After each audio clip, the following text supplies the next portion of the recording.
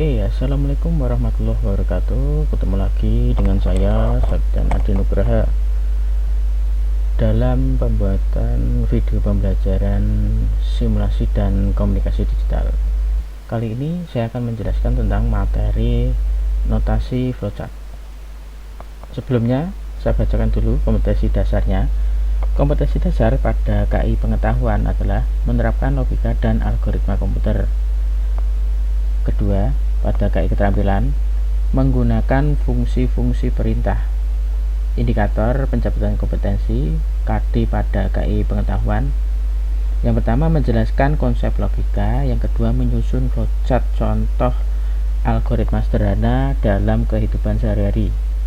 Kemudian indikator KD pada KI keterampilan, menggunakan perintah berdasarkan fungsi, membuat permainan menggunakan perangkat lunak. Tujuan pembelajaran. Tujuan pembelajaran untuk aspek pengetahuan. Melalui studi kasus, peserta didik dapat menjelaskan bagan, alir, atau flowchart dengan tepat. Melalui studi kasus, peserta didik dapat membuat algoritma bagan alir sederhana dan sesuai prosedur. Tujuan pembelajaran untuk aspek keterampilan. Melalui praktikum, peserta didik dapat membuat algoritma dan flowchart dengan benar.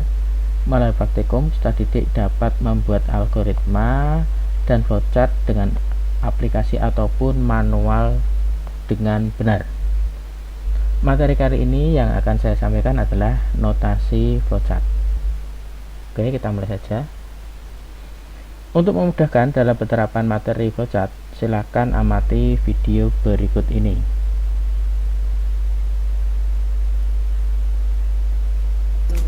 Atau flow dan proses di dalam suatu program secara logika. Ada berbagai jenis flowchart dan yang akan dibahas di sini adalah program flowchart atau diagram alir program. Simbol-simbol dalam flowchart memiliki makna yang berbeda. Simbol-simbol tersebut meliputi simbol berbentuk elips bernama simbol terminator yang berfungsi untuk mengawali dan mengakhiri sebuah flowchart atau algoritma. Simbol berbentuk segi 6 bernama simbol preparation yang berfungsi untuk menunjukkan proses inisialisasi variabel atau pemberian nilai awal kepada sebuah variabel. Simbol berbentuk jejar genjang bernama simbol input-output atau simbol data, berfungsi untuk menunjukkan input-output data yang dilakukan oleh user secara manual.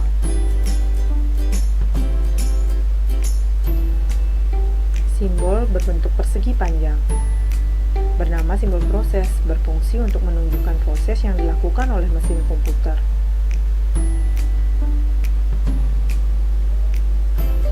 Simbol berbentuk belah ketupat bernama simbol decision, berfungsi untuk menunjukkan proses pengambilan keputusan berdasarkan kondisi tertentu.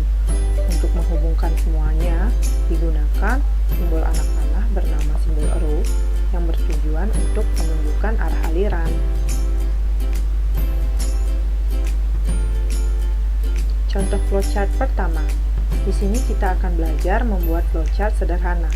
Misalnya, untuk membuat flowchart luas lapangan sepak bola. Jika diketahui panjang sama dengan 120 meter dan lebar sama dengan 90 meter. Nah, flowchartnya adalah pertama dengan membuat simbol terminator bertuliskan start terlebih dahulu karena setiap flowchart diawali dengan simbol ini.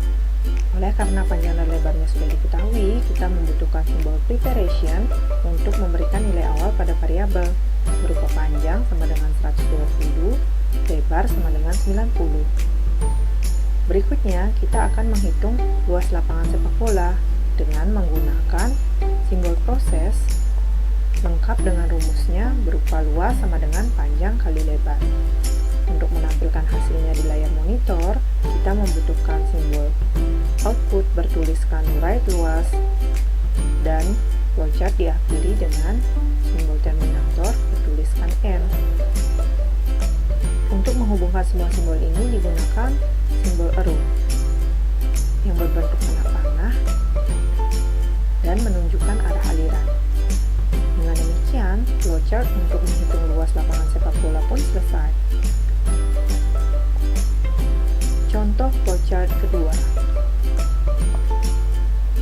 Bagaimana jika kita ingin menghitung luas lapangan basket, atau luas lapangan tenis, atau bahkan luas kolam renang yang sama-sama memiliki bentuk persegi panjang seperti lapangan sepak bola, tetapi tentu saja panjang dan lebarnya berbeda? Nah, disinilah diperlukan simbol input. Kita bisa menggunakan flowchart yang tadi dengan menggunakan simbol input untuk mengganti simbol preparation. Bertuliskan read panjang, lebar, sehingga dengan ini user dapat menginputkan nilai panjang dan lebar yang berbeda secara manual. Contoh flowchart ketiga. Pada contoh flowchart ini kita akan menggunakan simbol decision, misalnya untuk membuat flowchart berdasarkan logika lampu lalu lintas. Flowchartnya akan menjadi seperti ini. Seperti biasa, sebuah flowchart selalu diawali dengan simbol terminator start. Kemudian kita membutuhkan simbol input untuk membaca warna lampu dari user. Selanjutnya, kita membutuhkan simbol decision untuk mengecek apakah warna lampunya sama dengan merah. Jika ya, ikuti anak panah true, sehingga diperoleh keterangan sama dengan berhenti. Jika tidak, ikuti anak panah false. Kita membutuhkan satu simbol decision lagi untuk mengecek apakah warna lampunya kuning. Jika ya, ikuti anak panah true, sehingga diperoleh keterangan sama dengan hati-hati. Jika tidak, ikuti anak panah false. Otomatis warna lampunya hijau, sehingga keterangannya sama dengan jalan. Untuk menampilkan hasil keterangan ini di layar monitor, kita menggunakan simbol output bertuliskan write keterangan. Jangan lupa, flowchart kita diakhiri dengan simbol terminator bertuliskan end. Dengan demikian, flowchart berdasarkan logika lampu lalu lintas pun selesai. Kelebihan dan kekurangan penulisan algoritma dengan flowchart. Kelebihannya antara lain adalah mudah dibaca dan dipahami karena adanya standarisasi penulisan dan simbol. Kemudian, cocok untuk algoritma tak kompleks atau yang memiliki tingkat kerumitan rendah, serta cukup rinci dengan pemodelan secara visual. Sedangkan kekurangannya adalah tidak cocok untuk algoritma yang kompleks atau memiliki tingkat kerumitan tinggi. Kemudian, cukup sulit untuk diterjemahkan ke kode program yang sebenarnya. Dan proses yang digambarkan kurang detail karena kurangnya ruang untuk penulisan flowchart. Silahkan perhatikan flowchart ini. Jika Anda belum paham, silahkan klik replay. Namun, jika Anda sudah paham dengan materi flowchart, maka slide ini akan berakhir dalam 3, 2, 1. Saya ucapkan sekian dan terima kasih. Semoga bahan ajar digital ini bermanfaat. Oke, itu ya videonya. Kita lanjut ke materi berikutnya. Bagan alir atau flowchart. Bagan alir merupakan sebuah bagan yang menunjukkan aliran algoritma dan menampilkan langkah-langkah penyelesaian terhadap suatu masalah. Tahapnya ada 4 ya. Yang pertama, dokumentasi proses. Kedua, petunjuk untuk memecahkan masalah. Ketiga, pemrograman. 4, mengomunikasikan hal-hal yang prosedural. Simbol bagan alir. Yang pertama, terminator. Simbol ini berfungsi untuk menandai awal dan akhir sebuah flowchart. Proses. Simbol ini menyatakan proses yang dilaksanakan pada tahapan tertentu. Keputusan atau decision. Simbol ini digunakan untuk pengambilan keputusan terhadap suatu kondisi. Subproses. Simbol ini adalah simbol proses yang dapat dibuat menjadi lebih detail. Dokumen. Simbol ini digunakan untuk menunjukkan penggunaan dokumen yang terkait. Data. Simbol ini menyatakan data tertentu. Kemudian pangkalan data. Simbol ini menunjukkan pemakaian database. Kemudian tampilan. Simbol yang menyatakan peralatan output. Kartu. Simbol yang menyatakan kartu. penunjuk alir atau flow direction. Simbol ini digunakan untuk menghubungkan setiap langkah dalam flowchart. Masukan manual. Simbol ini mempresentasikan masukan yang dapat dilihat secara manual. Operasi manual.